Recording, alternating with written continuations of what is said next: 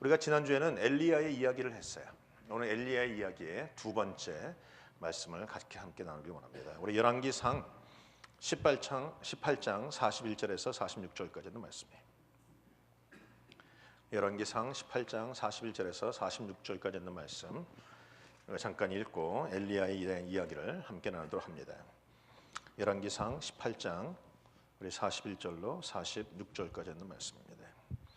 엘리야가 아합에게 이르되 올라가서 먹고 마시소서 큰 비의 소리가 있나이다. 아합이 먹고 마시러 올라가니라. 엘리야가 갈멜산 꼭대기에서 올라가서 땅에 무릎을 꿇어 엎드려 그 얼굴을 무릎 사이에 놓고 그 사원에게 이르되 올라가 바다편을 바라보라. 저가 올라가 바라보고 고하되 아무것도 없나이다. 가로되 7번까지 다시 가라. 7번째 이르러서는 저가 고하되 바다에서 사람의 손만한 작은 구름이 일어나나이다. 가로되 올라가 아합에게 고하기를 비에 막히지 않게 아니하도록 마차를 갖추고 내려가소서 하라 하니라. 조금 후에 구름과 바람이 일어나서 하늘이 캄캄하여지며 큰 비가 내리는지라. 아합이 마차를 타고 이스라엘로 가니 여호와의 능력이 엘리야에게 임하여 저가 허리를 동이고 이스라엘로 들어가는 곳까지 아합 앞에서 달려갔더라. 아멘. 우리가 지난주에 이 땅에 그 불이 오게 하고 불이 떨어지게 하고 비가 오게 했던 엘리야 이야기를 보면서 가장 먼저 해야 되는 것은 무너진 제단을 수축하라 했습니다. 기억나십니까? 한 분만 기억나시고 사모님만 기억나시고 나머지는 우리 가운데 무너져 있는 그 제단이 수축되어지면 하나님이 그곳에 불을 주신다 그랬어요. 우리에게 필요한 것은 비였지만 사실 엘리야가 구한 것은 불이었습니다. 굉장히 특이한 상황이지만 그 불을 구했고 그 불이 그곳에 떨어졌더라라는 것입니다. 여러분 우리 삶 속에서 오늘도 구해야 될 것이 있어요. 그것은 바로 하나님의 능력입니다. 우리가 필요한 것은 단지 물질이고 건강이고 하지만 가장 중요한 것은 하나님의 임재예요. 여호와의 불이 떨어졌다는 것은 하나님의 임재가 내려왔다는 것이고 하나님이 그들과 함께했다는 사인인 것이죠. 여러분의 삶 속에 무엇인지 부족하거나 연약하거나 자기가 안 되는 거 많이 있지만 꼭 필요한 것은 돈이 아니고 건강이 아니고 하나님이십니다. 하나님이 함께 하시면 돈 문제 풀리고 건강 문제 풀리고 하나님이 함께 하시면 모든 장애물들을 넘어갈 수 있어요. 우리는 먼저 구할 것을 먼저 구해야 돼. 성경에 말하기를 먼저 그의 나라와 그 의를 구하라. 그리하면 everything else will be added unto you 그랬잖아요. 이 모든 것이 너에게 더해지리라. 우리는 구해야 될 것을 바로 구하는 자, 이것이 바른 기도입니다. 근데 많은 분들이 구해야 될 거 구하지 않고 엉뚱한 거 구하죠. 세컨더리를 구해요. 필요 없다는 말은 아니지만 세컨더리를 구하면 그건 잘못된 거예요. 프라이머리를 구해야 돼요. 하나님을 구하면 나머지는 다 따라오게끔 되어 있다는 것이죠. 그래서 여러분이 삶 속에서 온전한 것을 구하시는 여러분들이 되시길 주님의 이름으로 축원합니다. 오늘 엘리야의 두 번째 이야기. 오늘 본문에 보면 엘리야가 이런 말씀을 하죠. 41절에 엘리야가 아합에게 이르되 올라가서 먹고 마시소서 큰 비의 소리가 있나이다. 여러분 제가 여러분에게 여러 번 거듭거듭 말하는 거지만 성경을 읽으면 좀 머리를 좀 써서 읽으셔야 돼요.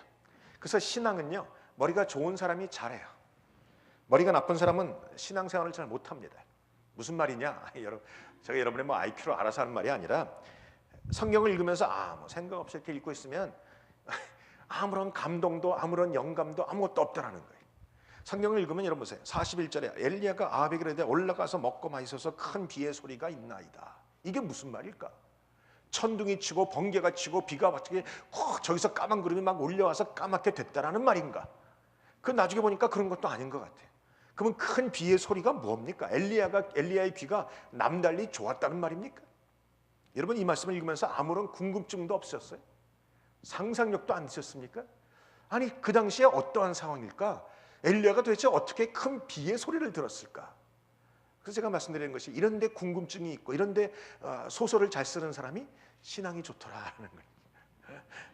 여러분이 오늘 본문에 보면 엘리야가 귀가 남달리 좋다는 것이 아니라 엘리야가 비의 소리를 들었다는 말은 다른 뜻이 아니에요. 엘리야는 하나님의 약속하신 것을 기억했더라라는 것입니다. 그 앞에 보세요. 18장 1절에 보시면 많은 날이 지나고 새 3년에 여호와의 말씀이 엘리야에게 임하여 가라사대 너는 가서 아합에게 보이라. 내가 비를 지면에 내리리라 그랬잖아요. 그 말씀을 엘리야가 기억해낸 거예요.